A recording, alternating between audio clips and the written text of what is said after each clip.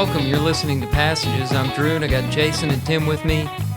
We are back after a little hiatus. We took a week off and needed a little break. Tim went across the world to Hawaii, and hope you enjoyed that trip. Yeah, it was a great trip. Good to have you back. Yeah, we're glad you're back and glad you had a safe trip. Thanks a lot. I remember the first thing, I went to Hawaii a long time ago. I remember the first thing that somebody said to me in Hawaii. I got off a plane or something, and I walked up to a little welcome area, and there was a man standing back there. It was pouring down rain, and he said, "It never rains in Hawaii." And I thought, well, sir, you missed that forecast. It's pouring down rain right now. I'm not sure. Yeah, so we had a little rain. The weather was great. About 80 degrees every day, and it's a long trip. I'm not made for flying on a plane that long. I'm just not. Mm-hmm. It was like, depending on where we started. Going out, our group went to San Francisco and then on to Honolulu. We came back through Phoenix. So it cut it a little different each way. But 3 or 4 hours on one flight, 5 to 6 on the other. With an hour or so in between. Mm-hmm. And, That's rough. rough. Like any flight going, there's the excitement of where you're going. Coming back on this flight, it's, you're just coming home and you're losing all this time, which is a very weird phenomenon. You lose 5 hours. And so Like Back to the Future. it's like a day and a half of travel or something. We started at about midnight on,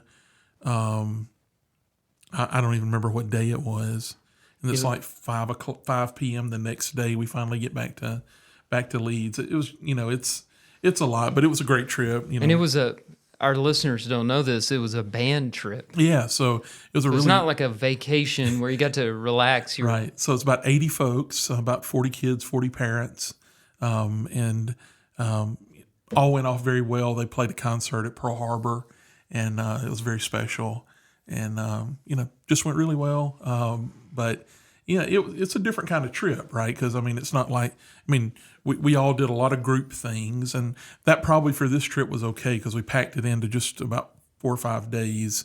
And so, you really needed everything sort of regimented because you needed to make most of your time while you were there. But it was a good trip. I heard that the last survivor of Pearl Harbor just passed away this week. That's right, 102, I believe he was, right, and that happened right after we got back. But going to Pearl Harbor is always very touching. And Jonathan was telling me that I'll share some pictures with you guys, and I've shared some stuff on social media already. But they played from this visitor center out toward the USS Arizona, the guy who basically introduced them said that we're glad that all of you are here today to hear them, but basically they are playing to those to those people and in memory of those folks. And Jonathan said when he said that, he was like, "Whoa, it's pretty heavy stuff here." Wow. It sort of touched him, and Well, that was a great experience for him. it really was. So they worked really hard all year to get to the point of being able to go do that. So I was really proud that they had that chance. Well, I'm going to get a little political tonight. All right. Not too much, but I just heard the story and had to share it. Have you named this segment yet? If I were to put this into a segment, I have another thing that applies. It would be some kind of, we got to come up with a name for people who are too sensitive about things. Sensitivity, touchy-feely. We'll work Karen? on it. Ooh, well, I don't want to offend our listeners out there who are actually named Karen. I feel bad for the Karens of the world. I'm trying to think of all 7. I've got some really good It's friends tough to who be are a Karen, isn't Yeah. it? I'm really running through all 7 of our listeners' names. I think we're safe right now. Well, just in case. we might pick Just up in case. somebody. Okay, you're right. It's be in the backlog for a future Karen. Talk and about being She gets to insensitive. episode 18 and she's like, I'm That's- done with that's these it. guys. Losers. I withdraw my statement and suggestion. Speaking of being sensitive, woo. I'm just joking. Hey, man, that hurt. I'm sorry. Anyway, I feel like I'm going to this say is I'm off sorry the a lot. this is off the Anti-Defamation League's website. Okay. Okay. Now, the Anti-Defamation League, the ADL, as they will be known going forward, was did it not come up during World War II to raise awareness for Jewish people, and they Tim, you were alive fought then. for Jewish. Was I? I think their I main was. thing is to fight anti-Semitism. Yeah. I believe. But on their website, they have a list of hate terms that you should not use. Okay. And I learned last week that they believe 100% is a white supremacist term that we should not use. You know, people are saying that all the time now. Hey, can you go Friday night? 100%. Yeah, on board. That's or racist. There's an icon. I was right, going or to say, something, yeah, the my kids icon will or text whatever. me that when they're texting. They'll text me that back. Yeah, 100%. You just committed racism when you say 100%. Well, Let me read to you from the article on the website. 100% is shorthand among white supremacists for 100% white, though it is also common for them to write out the entire phrase. Among prison populations in places such as California, where peckerwood gangs are common, one might also see 100% peckerwood, 100% featherwood, or 100% wood. Now, I looked up because there's a link to peckerwood. I looked it up, and apparently that's a derogatory term for a white person. Which, I mean, I've never been called that. will you please mute my mic? But this abounds. The word abounds where these gangs are common. Well, some white supremacists will refer to themselves as 101% white. Occasionally, the percentage 123% appears, which also means 100% white, as a 23 refers to W, the 23rd letter of the alphabet. Now we've got that's my. ridiculous. And, you know, It's ridiculous. folks, I hate to tell you this, but you can't go higher than 100%. That's right. That's right. That's the first problem. You cannot Mathematically. give 110%. Right. Because it is mathematically impossible. We don't have a problem with anything in this article except that. This is offending The our rest math of it, sensibilities. just fine. Everything else is just Right. perfectly Everything fine. else. Well, luckily, I never made 100 on any test, so I never had to see that written Now on listen any how In this- paper. fact, after you said the word peckerwood, I haven't heard really much of anything else. So Yeah, you kind of lost me after that. I'm not gonna lie. Everybody's heard about the Peckerwood gangs. They're a big problem around here. Are they? The last paragraph, though, I love this. When people stir up the water like this, and then they end their article on the official website of the ADL. Additionally, caution must be used in evaluating instances of this symbol's use, as most uses of the symbol are not, in fact, white supremacist in nature.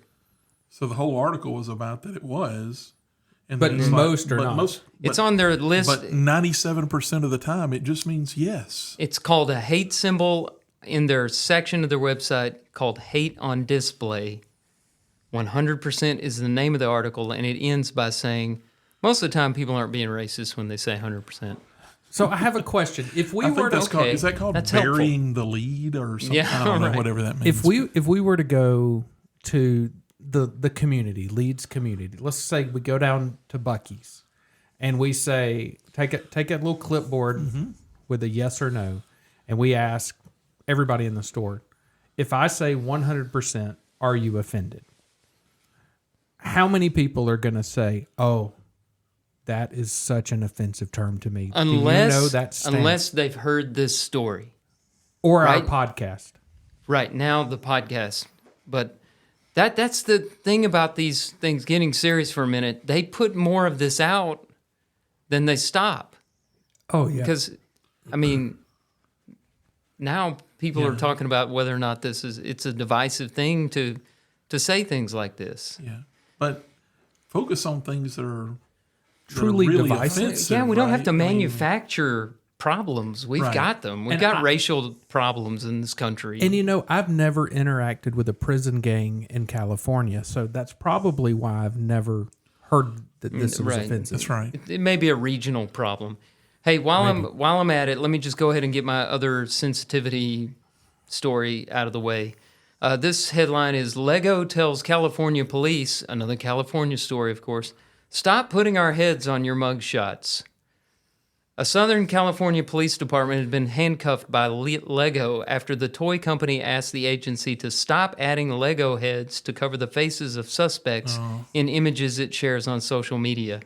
The Murrieta Police Department had been using Lego heads and emojis to cover people's faces in posts on social sites since at least early 2023. But the altered photos went viral last week after the department posted a statement about its policy, prompting several news articles and later the request from Lego. Why the covered faces, the department wrote in a March 18th Instagram post that featured 5 people in a lineup, their faces covered by Lego heads with varying expressions. The post went on to reference a California law that took effect on January 1st, limiting departments in sharing mugshots on social media. So basically, this community in California values transparency, and they want to show the mugshots of the people they've arrested on social media, Instagram in particular. Well, a law came out saying they could only do that for 14 days, and then because they're worried about the people accused of crimes, They have to remove their likeness they or won't whatever. allow them to put their faces up anymore. So they just started using Lego heads. And if you can see, our listeners can't see this, but this is one example. It's pretty impressive. They get the Lego heads with appropriate features. This one is a man handcuffed, and he's got this very agonized look on his Lego face. And, you know, Lego is just come unglued about this thing. They don't want to be used in that way. Well, as many emojis as we have, just replace the Lego head with an emoji. Yeah. I mean, there's Right. there's a lot of Well, just Mr. not Smiley Face come out and but not More Mr. Crying Face. not the 100% emoji. Though. remember those children's books with the Mr. Happy, Mr. Sad, and they were just big faces that were various colors. Do y'all remember those? Never mind. No. Somebody does. Somebody out there read when they were children. Light bulb just went on for someone. Perhaps. Yeah, but what's the deal with the Lego fascination? Is that still going on? When our kids were small, if you took a movie and made all the characters Lego characters, that was number it was a one right moneymaker there. right there. I'm pretty yeah. sure it's still happening. Yeah. And, you know, Video Batman games is a great even. example. Video games. Lego Batman was a video game. One of the kids Ninjago. had, yeah. Lego Ninjas.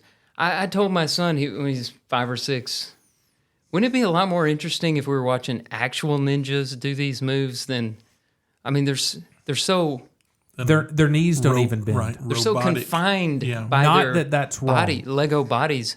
Those little Lego arms pop off too easy. Yeah. You know, I could beat a Lego man up, no problem. And I just go after proportionally the that- forearm. Tear him limb from limb. And Tear 'em up. proportionally, Just go the for the head joint. is not right. Yeah, the head's too big. Yeah, it's just not a good. You could put good stuff in that little button on top of his head. Mm-hmm. Poke dirt in there, whatever. You could take advantage of his Lego body and just make a mess out of him. Love it. So we're going to have to come up with a name for the sensitivity segment because I imagine Yeah, I in think we can find more stuff 2024 there. Yeah. there's going to Diaper be a lot of dandies. stories. I don't know.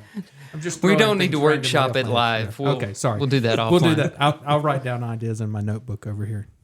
Yeah, that's a good All idea. right, good deal. Okay, so I want to bring a question to you guys, and I think we're going to have to go deep into the recesses of our history because I don't know that this really applies to us this much anymore. But I was thinking about, I saw some commercials. Next week is the Masters golf tournament in Augusta, Georgia, and I love to watch that every year. It's so beautiful. I mean, that place is immaculate. And got to go there one time. It's been about 25 years ago, and go to a practice round. And it's everything in person that it looks like on TV. Just really cool. But my question that I want to pose to you guys is that we've all spent some time on the golf course together. And it's been years, right? It's our kids have gotten us probably away from the game of golf. I don't know if forever, but maybe we'll get it back out there one of these days. But all of their events keep us from playing much. But I want to ask, let's talk about the funniest thing or the maybe the most memorable story that you can ever think about that happened on the golf course. So I saw Wesley McGee. He hit a hole in one. That was mine. did you see No, that? you didn't see that. Or did you hear somebody talk about that? It was hearsay. It was hearsay.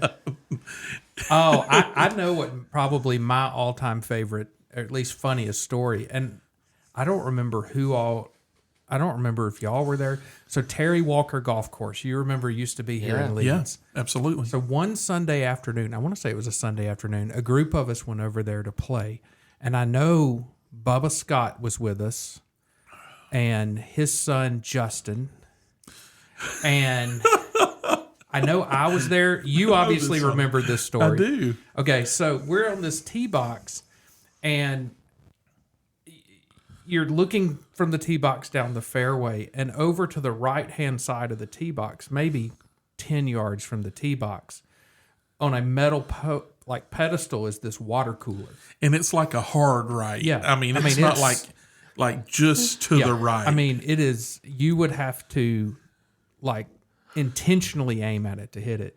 It was Justin was teeing off, and he takes a huge, he was a big kid, took this big back swing, hit it as hard as he can.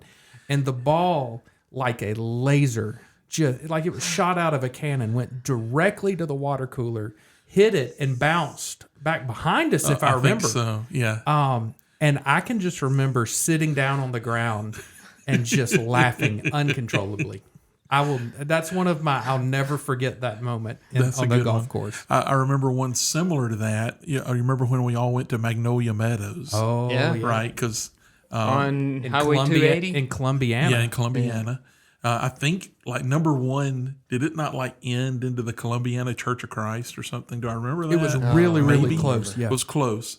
And so Chris Lee was 15 years old or something, and we're teeing off on number one, and again, similar to the far right Oh, I can picture it. is the parking lot. Oh, I can picture it like it was yesterday. And so, well out of range of any wayward shot you might think. Perhaps. And so, here goes this just ball flailing over to the right, and you start just hearing boing, boing, boing. Hitting cars. Did it? I don't think it ever hit a I car. think somehow I think managed it not went to hit a clear car. through the parking lot, bouncing over But cars. it was one of those moments of, I remember, I think it was Steve Wilkerson was holding his breath because I think he Yeah. was the responsible adult that day that was probably going to have to pay for somebody's windshield. I was in my 20s. I was not the responsible one. I hear you. Yeah. I guess I could tell a story that goes back before you guys. When I was in college, I worked one summer at a golf course in Texas. And, we were to stay out of the golfer's way. And if they came up to the green to putt and we were working on the green, we'd just stop what we're doing and wait. And I was watering greens. In late summer, we had bent grass greens. In late summer, from 12 to 6, we were running several of us were assigned 4 holes apiece. And we'd run from one to the next, just hand watering. Just soaking them, right? Because it needed so much water. When that grass started turning like a purple color, you were about to lose it. And I saw a guy lose his job one day because he took a break and killed a green, and it's very expensive. So I was doing that, and this guy came up, and so I turned the hose off and just was standing by. And he 4-putted something and just got so mad, and he threw his putter into a creek he threw it a long ways off. And at this golf course, I imagine that putter was a very expensive piece of equipment. And so then he just hung his head down and put his hands on his hips, and he just was thinking for a little while. And I was just trying to be quiet, inconspicuous. And I didn't know he noticed me standing there, but he looked right up at me and goes, "You want to make $20?" I said, "Yes, sir." He said, "If you can find that golf club, I'll give you $20. I ran down there and fetched it. filled my pockets up with a bunch of balls while I was down there. Came back, he gave me $20. That's a fastest win-win right $20 there. I'd ever made. Absolutely. Got a bunch of balls and his putter back. So it's no secret the three of us are not scratch golfers. No. We are awful. Awful, awful golfers. And one of the funniest things I remember was at Mentone, playing at some little course up there before a men's retreat. We were playing. Yeah, that was fun when we did that. Yeah, I remember we had a couple of our older members that were with us. One of them has passed on to be with the Lord. One of them is still in the area. And we were playing at this course, and Drew hits probably the first good shot he has hit all day, which we all had. I've only got one per it was round. that one good shot.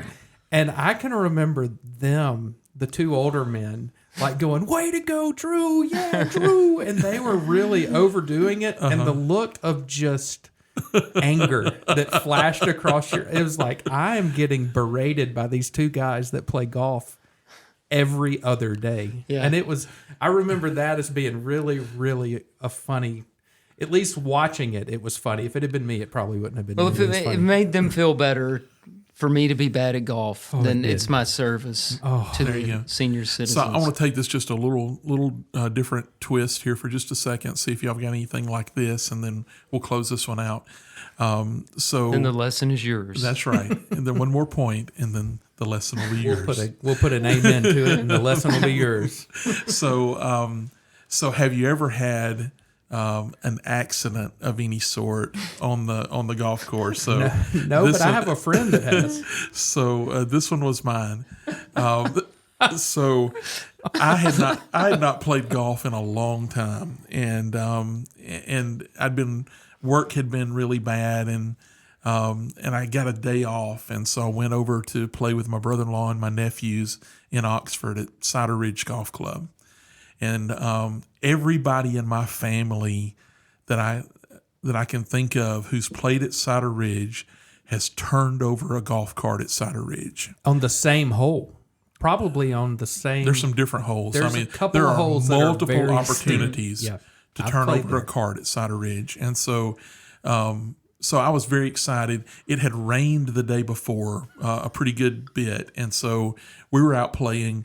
We played the front nine, and one of our friends had rode with me for the front nine, and he had to leave and go home, and so I was in a cart by myself for the back nine. So we head off and we play number 10. And number 10 at Cider Ridge sort of starts up high. It plays down to a green, and then behind the green is the cart path that goes down to number 11. And on both sides, it's covered with pine trees.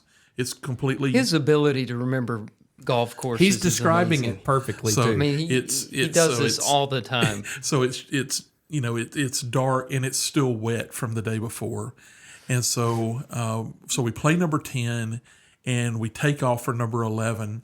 And so my brother-in-law and my nephew are in the cart in front of me, and they go like all the way down this hill to number 11, but they're on the cart path and they stop. They put their brakes on or whatever, and I'm like, so I'm behind them starting down that hill, and I put my foot on the brake, and when I put my foot on the brake, that thing does 90 degrees to the right. The whole cart just to the right. It throws me out in front of the cart on the cart path. The cart then turns over, and this is where I thought it was all going to end. I thought, well, this is the way Tim's going, is with a golf cart on top of him. And so it turns over on its side and starts sliding down the hill toward me. Above you, but Above towards me, you. but toward me. And I thought, if this thing flips, it's going to crush me. And The fact you even had time to think. this was all a split second, Yeah. right? Now, fortunately, the engineering of those carts is, all that open air and that part on the top that fortunately didn't like come loose or something, so that it starts, the heavy part starts rolling. It started sliding down toward me and stopped. And so I am tore all to pieces, right? Got my short pants on, just knees I just can picture the picture you sent me of it just that day. gnarled up, and so, but I haven't played golf in so long, and it's like I really came here to play golf today, and so we turned the thing back up. Get my golf clubs from everywhere and get them back in the back of Like and toothpicks so everywhere. and so we I get it down to the 11th tee, and they're like, dude, you want to go home? And I was like, no, I came to play golf today. I want to play golf. I haven't got to play in forever. You got And a so- bone sticking out Oh of your yeah, leg. absolutely. And and so we play number 11. It goes up to the top of this hill, and we play it. And I'm like walking up on the green, and I mean, there's just I Meat know there's just hanging blood loose. running down my legs and stuff, And so we play 11, and they get in the cart and they just turn toward the clubhouse, and it's like they basically called it for me. They were like, Yeah. "It's over." Because it looked like Johnny was coming marching home. It was bad. I was torn all to pieces. But between that one, there's a par 3 on that course that starts up high, and then it has this curvy It's like downhill. switchbacks It's going down. switchbacks Yeah. going down, and one of my family members turned one over on that one. It's just, I mean, it's a real hilly Where is course. this? Because I want to make sure I don't It's play Oxford. it. It's in Oxford. Oh, okay. And okay. it's a nice Beautiful course. but it can be treacherous. Mm-hmm. I think They they name it Cider Ridge for a reason Yeah. because it is up on a I ridge. think they did cut those pines back behind number 10 or whatever, probably because I was not likely the only person who did that. They call it Tim's Corner. Oh my goodness! So yeah, there's some scars. So have y'all ever had anything like that? Never one had a happen? crash on the golf course that I can man. remember. When you said accident on the golf course, my mind was going in a different direction Yeah, from. yeah. Now, I may have had one of those accidents on a I golf understand course. that kind of thing can happen Yeah, too. yeah. Absolutely. I have driven like a maniac to get back to the clubhouse multiple times. All right, Jason. Okay, so y'all know that I am very careful with names. So when my children were born and we were going through names, Cassie would say, let's name our child this. And in my head, I would think, there is no way we can name him that because in 7th and 8th grade, this is the way they're going to make fun I of learned this this name. story from you from many nights at Guadalajara. Yeah, I warned you we about would talk, this. You would tell me, this was long before Jonathan came along. What does it rhyme with, right? How can you make fun of it? Right. Because I was one of those kids that if I can find something funny to rhyme your name with, I'm a nicknamer. I like coming up with nicknames. Your son is affectionately Jello. known as Yep. Jello to me Because of you. because his initials are J.A. Layton, which if you say it fast sounds like gelatin. I nicknamed him Jello. And That's it's just stuck where it came for from. 15 years, absolutely. And he will forever, until my dying day, be Jello to me. Well, then names can get out of control. So we had a professor at Lipscomb. He taught in the Bible department. And the way he took roll, his name was Harvey Floyd. He had to be 100 years old. I don't know. He was the oldest guy teaching on faculty, had to be. But he would take roll by handing out down each row of desks a sheet of paper for you to sign in your name. And then he would collect them, and during class, he would call on people by name to answer questions, to read, to whatever. Well, if there was a desk open, from time to time, you might write in a name that if someone called it out loud, it would be very, very funny. It's kind of like in The Simpsons, the bartender answers the phone. Is it Mo answers the phone and will call out like, is there a Amanda Hugginkiss in here? That's one of my favorites. So in the vein of that name, the Mets had a really bad opening day this season. I don't know if y'all have heard this. I hope you have not. No, I haven't heard it. But somehow or another, in trying to do something very noble, very wise, very kind, and respectable, they had a moment go viral this week. I've seen it on a lot of sites, a lot of different websites. Outkick the Coverage had a whole article about it. or Outkick.com is what they call it now. But I want to play this clip for you, and I want to see if you can see the problem with this situation. So let's set the stage. Opening day, what do baseball teams tend to do?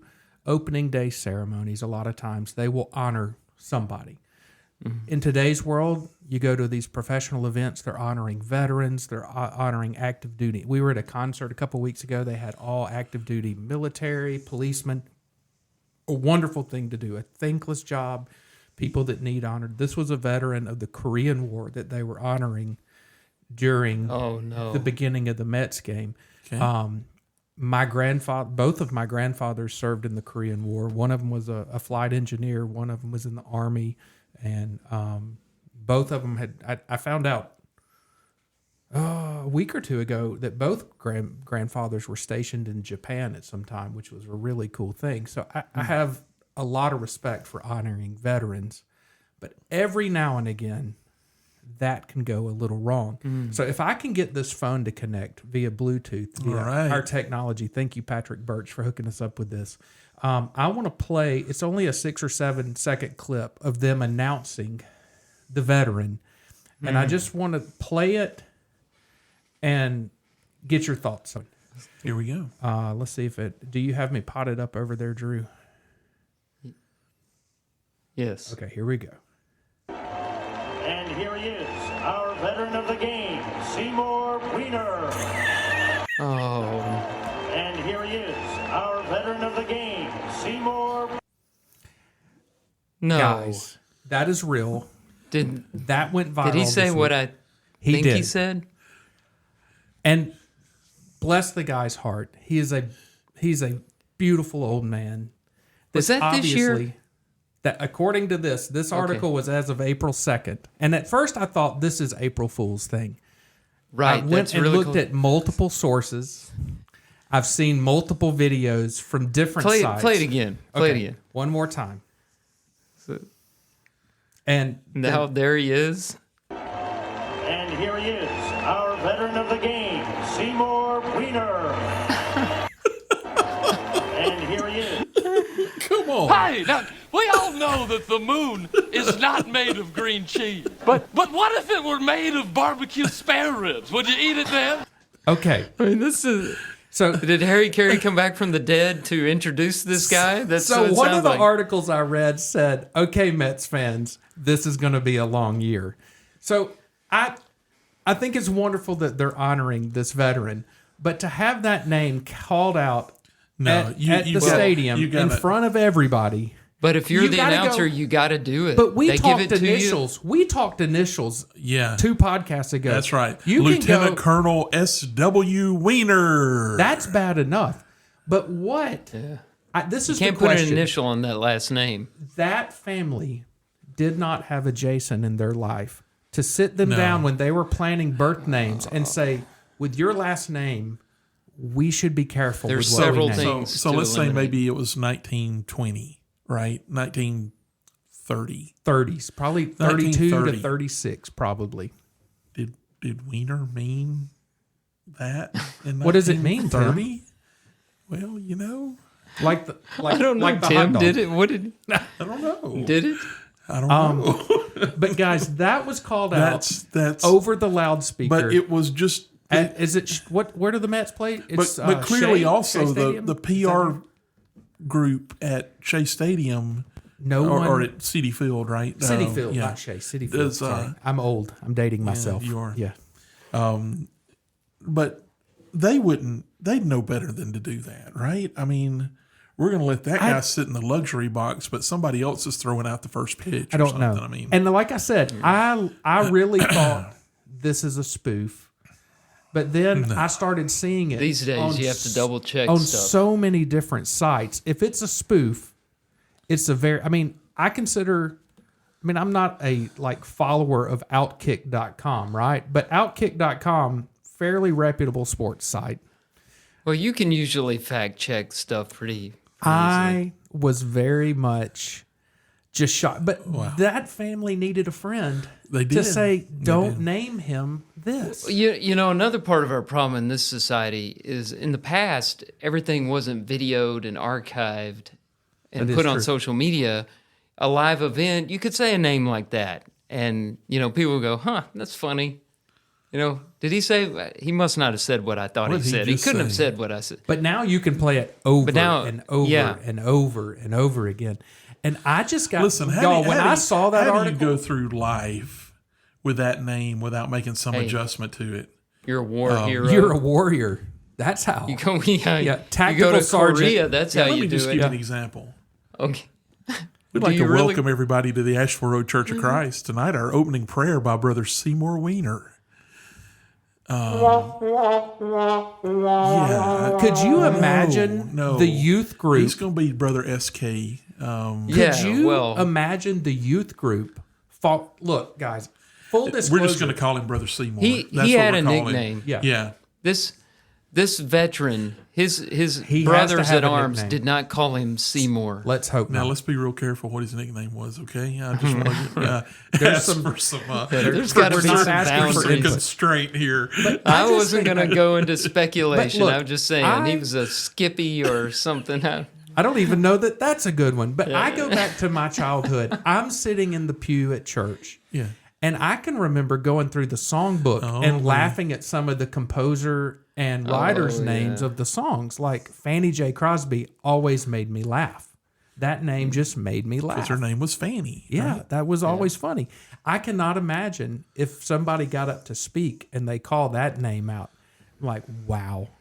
I wish I had thought to put that on Harvey Floyd's sheets that he passed around, because we got him to call out a lot of names. And he would always say, like, Mr. Hugginkiss or Mrs. Hugginkiss, Amanda Hugginkiss, are you in the room? And he would Did he always play say, along with you guys? Or no, he had no clue what we were doing. was- I guess they left. just not that tapped into his student body?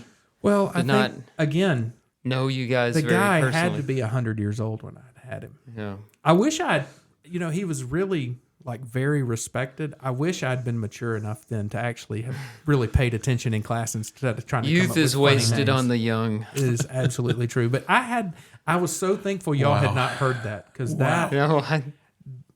that is gold. Absolutely that's golden. something else. Well, we're gonna need to take a break after that. I think so. Regather, refocus, maybe return to the mission of this podcast and remind ourselves what we're here for.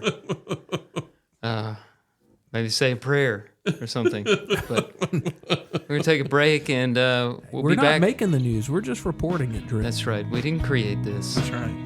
It's our mission. Blame the Mets. In the world of sports, Mike Tyson bit a man's ear off. I don't know what all the hoopla was about.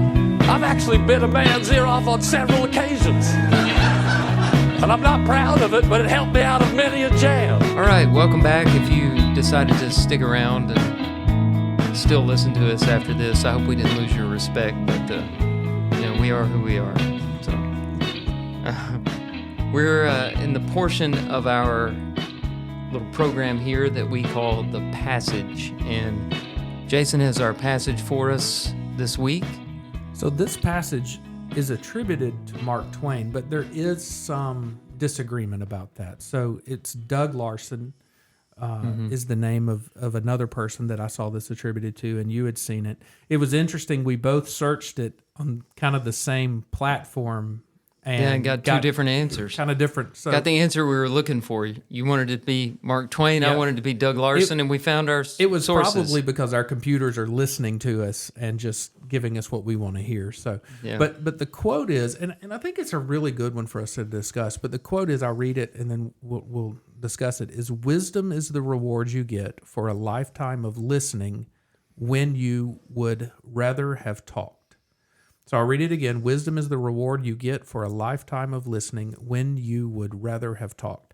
So I thought this was a good quote for this group because at least 2 out of the 3 of us try to talk over each other quite often. We enjoy talking. Come on, who are you talking about? The 2 of us. Who are you talking about? The 2 of us who have on multiple occasions said, I wasn't done talking yet. Just hold on for a second. Let me finish my thought.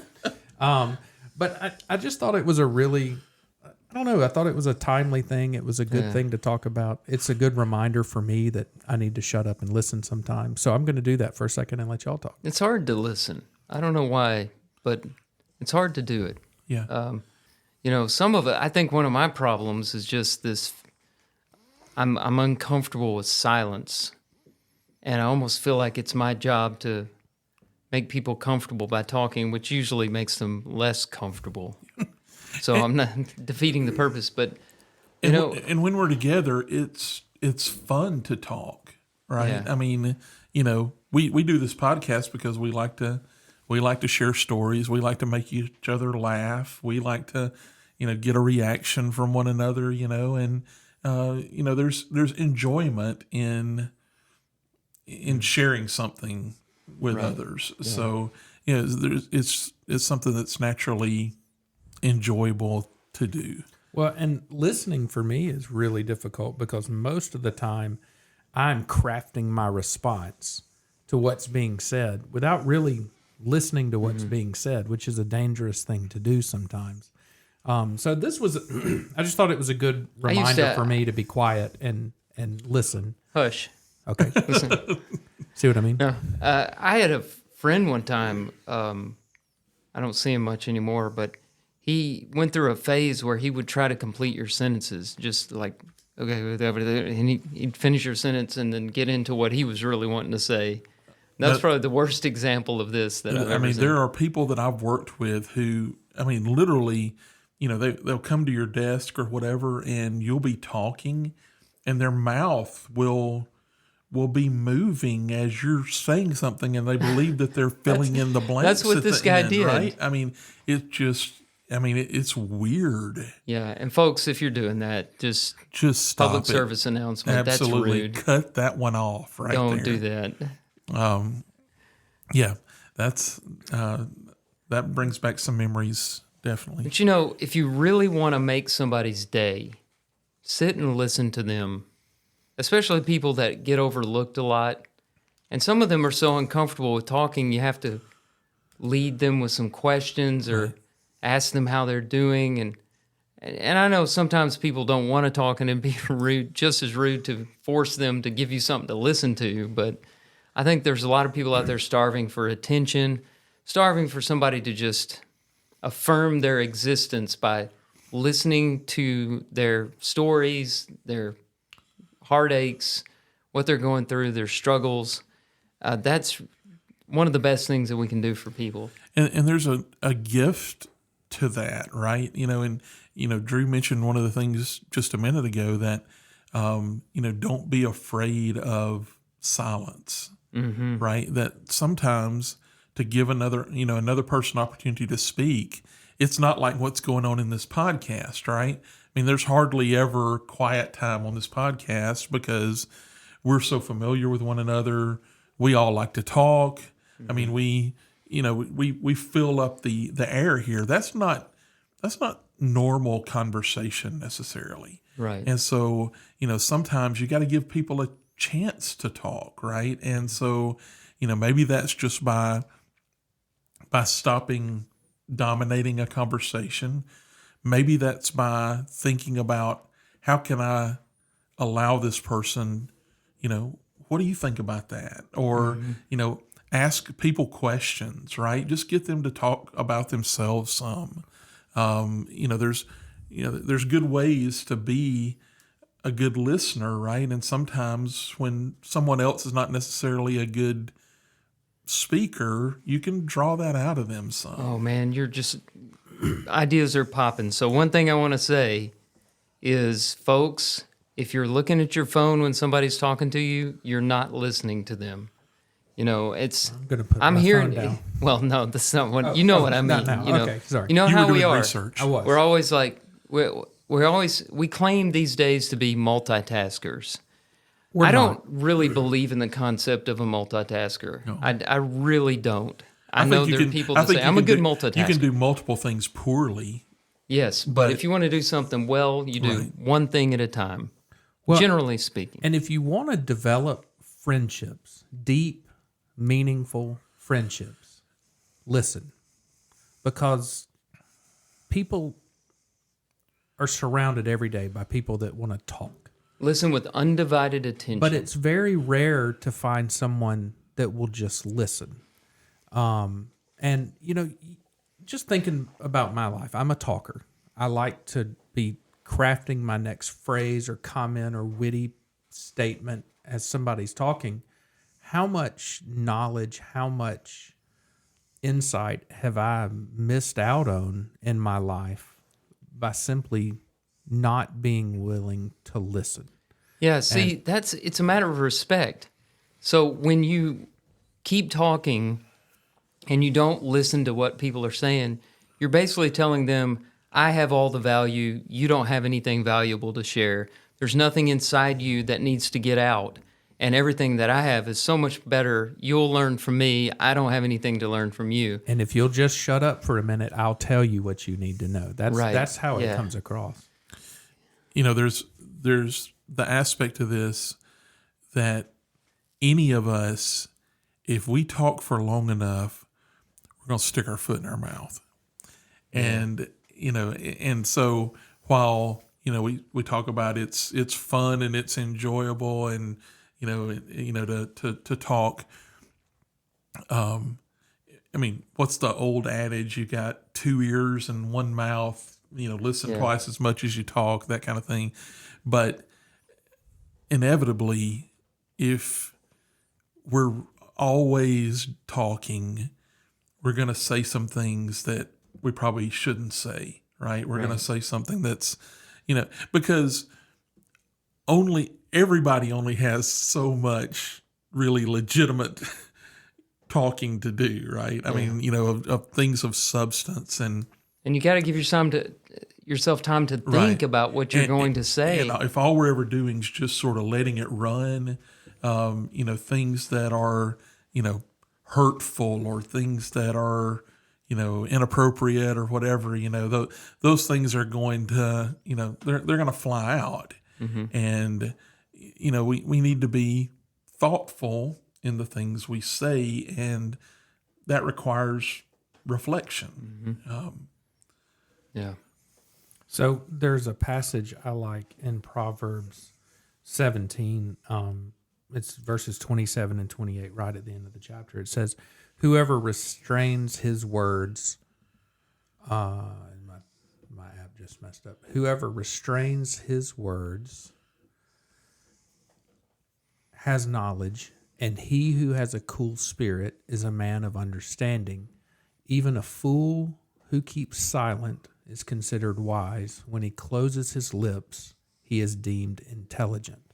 And there's a lot of truth to that. The adage I heard a lot growing up was, it's better to keep your mouth shut and be thought a fool than to open your mouth and prove them right. Yeah. I was trying to think of that a while ago. Yeah. I'm glad you said it. And I think sometimes we show our lack of intelligence by talking too much instead of listening. And I think the brightest people in the world listen. Mm-hmm. They listen to the advice of people around them. They listen to other people's experience, because through that they gain knowledge, they gain understanding, they learn from other people's mistakes instead of making their own mistakes. Those of us who are a little prideful, we instead like to show our intelligence and show how great we are by what words we can say, and we get in a lot of trouble when we do that, because we're relying on self, not on others. I mean, you remember the old commercials for E.F. Hutton, right? And the theme, E.F. Hutton was like a stockbroker or whatever, right? When E.F. Hutton talks, people listen. And, to some degree, we should aspire to be the kind of person that, people know that when you're talking, you've got something to say. Mm-hmm. There's something of value coming, right? And I think we know sometimes that is reserved for a more reserved person right, that may not talk that much, but it's like, oh, he's about to say something, right? And there's something good coming, right? Because it's someone who reserves their words for something more substantive. And there's a lot of balance in here, right? Just because you're chatty doesn't mean that you're, a Right. bad person or something, right? I mean, there are different personalities. There are people who are reserved. There are people who are outgoing. And with those come fewer words and more words. And so, I don't think you paint this as an absolute necessarily, but I think it's always good for us to think about the things that come out of our mouths and being maybe more thoughtful and just examining how we communicate. I think it's fitting that we don't really know who said this. Because it shows the humility of the person who said this is it might not have been Doug Larson or Mark Twain. But the fact is you only learn from taking things in, whether through your eyes or your ears. And you don't learn any. You can sort your ideas out by talking and things like that. But as far as new information and outside information, you don't learn by putting things out. And so it stands to reason that the person who takes more in is going to be wiser than the person who's always talking and putting things out. We always had, you guys will know, I'm not going to mention this person by name, but it was a younger person that used to hang out with us, and this was a young lady, right? And we would always go to lunch or whatever, and this young lady would just be hanging around, and all of a sudden it'd be like, oh, she's over there. It's like, one of the benefits of keeping your mouth shut is you end up knowing everything, right? Because it's like, oh, I didn't know she was over there. What all have we been talking about while that person's been sitting here? Oh, and yeah. So, She never said anything, and there is just, Still doesn't say a lot. yeah. She's got dirt on all of us. she knows who she is.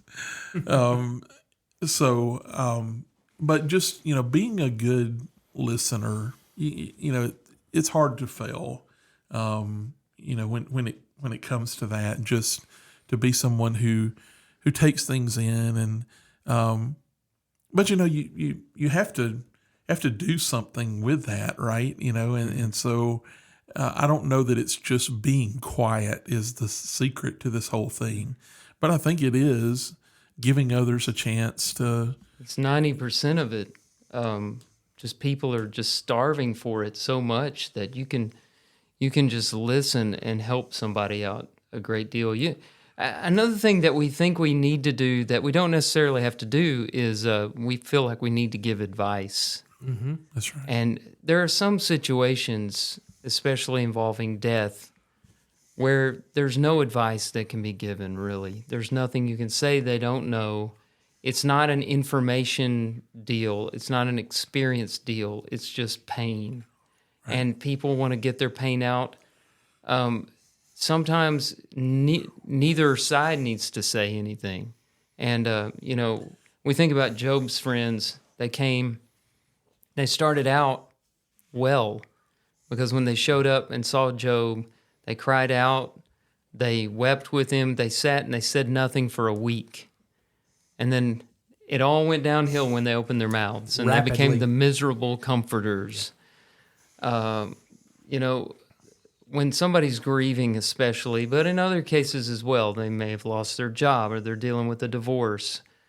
Just being present. Yeah, that's right. All kinds of problems and trauma, and this may be in our marriage relationships. How many times have you had this discussion where it's like, I really want you to just listen to this.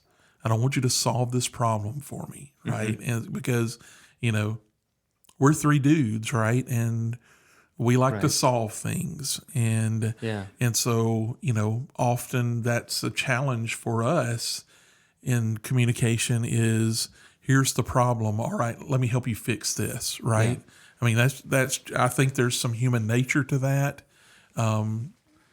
but it's not necessarily, and certainly in a lot of cases, not what our spouses need when we're trying to be good communicators. And sometimes it is, and it's difficult.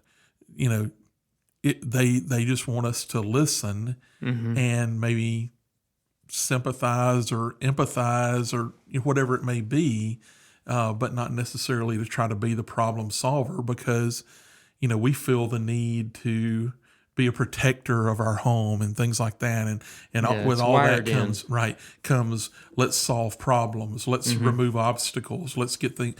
And then there's some things, certainly, you know, mostly of an emotional nature, that we just need to, you know, be good listeners.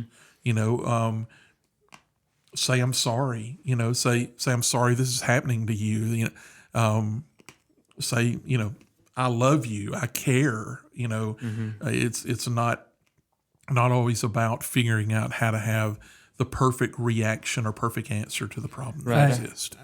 I think a really good rule of thumb, and something I have to really actively focus on, is unless someone comes up to you and says, I want your advice, don't give any advice. Just listen. And then when you're listening, be active in what you're hearing. And when you do speak, reaffirm what they're saying. So a really good thing I heard one time, especially when dealing with empathy, which is something I tend to struggle with, is you say, hey, I understand that you're feeling this, and I understand you're feeling this way. You've said you feel this way because of this, this, and this, and this, and then just shut up and let them keep going. And that's a really hard thing to do. Because at a minimum, that says, I listened to what you just said. I'm affirming what you've said.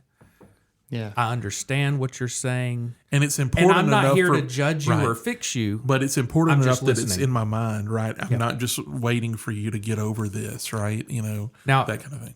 For me, hearing that advice and practicing what I've been taught and what I've heard is really hard. Right. But that's something, as I have grown and matured and gotten older, that I'm really trying to focus on in my life. This whole deal about solutioning things, to me, is it's a big problem, right? Yeah. Because it's, you know, you want to be the solver of problems, right? I mean, I think we all, you know, we want to help people. We want to remove obstacles or whatever. Right. It comes from a good place. I think it does, and sometimes it comes out a really bad way. Yeah. You know? Yeah, none of us can do that for every situation. There may be some things we do have experience in. But like Jason said, they'll come and they'll say, I need a little advice. If they need advice, they'll let you know. They will. And I love the way you put it, active listening. That's what it is. But again, I get back to the phone. Just because you're in the room with me and you can hear what I'm saying, if you're staring at your phone or you're not making eye contact, you're not encouraging me to continue talking or asking questions for clarification or just summarizing what I've said, those kinds of things that you were talking about, you're not really listening. Listening is more than hearing. Mm-hmm. And being an active listener is what we're talking about here. Well, we've all been in those conversations where you get done with the conversation and you're like, I have no clue what we just talked about, because either one, I was trying to talk over them, or two, I was not in the space of listening. I was hearing noise, but I wasn't perceiving what was being said. I'm guilty of that a lot. Here's another twist on this that hopefully this is not just Tim's pet peeve or whatever, but I've got some friends, some people that I love, that sometimes you'll have a conversation with them, and you never have a conversation with them without whatever you're talking about sort of be, and it's a me too and a one up, right? He's doing that Brian Regan. Yeah, I'm seeing it. You me. Yeah. So Tim, I'm sitting right here. Let's not talk about me at the table. So if I said, for instance, well, I just got back from Hawaii. We had this great trip or whatever. Oh, I've been to Hawaii too. I went to Hawaii. I've been to Hawaii. I think I did that at the top of the podcast. And sorry. You know, I went for 4 weeks, and well, really, next week next year I think our band trip's to the moon. Well, really, ours is going to be to Pluto. So Not a planet. yeah, but still a place. Farther away than the moon. So, don't. If you have, I think again, like most communication, that comes from good places. Some of the sweetest people I know have that communication style, and I think it's a need to share, to connect, right? to So say, yeah. Tim's talking about travel or whatever, but it always comes back as, well, that's real interesting, but let me tell you something, right? I think sometimes though or maybe does. maybe it comes back as, that's really not interesting. Let me tell you something. Yeah. I think it also comes from, and I know I'm guilty of this when I do this to people, and I admit I will do this sometimes. It comes from a place of insecurity. You've got this really cool thing you've just done, and now I need to show you how cool I am. I need to show you how well-traveled or well-read or, whatever I am. Yeah, it is. A lot of the over-talking is about insecurity and feeling like you got to justify yourself and prove yourself. Yep. And you don't. I think a lot of us don't feel that we are enough. No. And so we've got to tell people we're more than we are. And, we just need to accept that every person, including ourselves, is a valuable, worthwhile, interesting human being, loved by God, loved by others, and we're enough. And you got to get there before you can really listen to people. And I know it's kind of cliche, but you got to love yourself before you can learn to love others in the right way. Let me just throw out the qualifier that if you're one of the 37 people that listen to this podcast, I was not talking about you. So I just want to throw that out. What if you're one of the 3 people in here doing the podcast? Tim, you offended somebody. We'll talk when we turn the mics off. No, I know I do it. So I know I'm guilty. No, not at all. Well, that's a good one. We all need a little more wisdom, and I think drawing from these quotations every week, it's been good for me to look for them and find them and to hash them out, because there's a lot of wisdom in these pithy statements, even when, as this week, we're not really sure who said them. Well, and it's really interesting, like coming into this discussion tonight, I did not picture it going. It always goes in a different direction than I would have expected it to. Yeah, that's a really interesting thing. Because the quotation is more about gaining wisdom, and we turned it into empathy, which I think needs to be talked about. Well, and I think it's all part of wisdom. I think so much of what we talked about is just the wisdom of learning how to interact with people. Yeah. So, I don't know. That it's a good one, and it's good to get back on track with passages, and we apologize to all our agonized listeners who waited 2 weeks for this episode to drop. I know it's hard. I'm sorry, but I think I'm no back. No need to apologize, Tim. I'm going nowhere else for a while, so I'll be here if you guys are. Yeah, well, we're gonna keep coming back. Keep listening. Follow us on social media. We have a Twitter account. At the moment, I can't recall the handle. Just look at Passages Podcast. Passages_podcast, I think is That's what you the said. Instagram. Oh. Passages Podcast. Look us up. Follow us. The main thing we need your help with is to go on iTunes or Spotify or whatever you listen to. Leave us a rating. Leave us a review. Tell your friends about it. We want more listeners. The podcast is growing. You guys have been so encouraging. We've gotten so much positive feedback, and we appreciate it so much. We'll be back next week with another passage.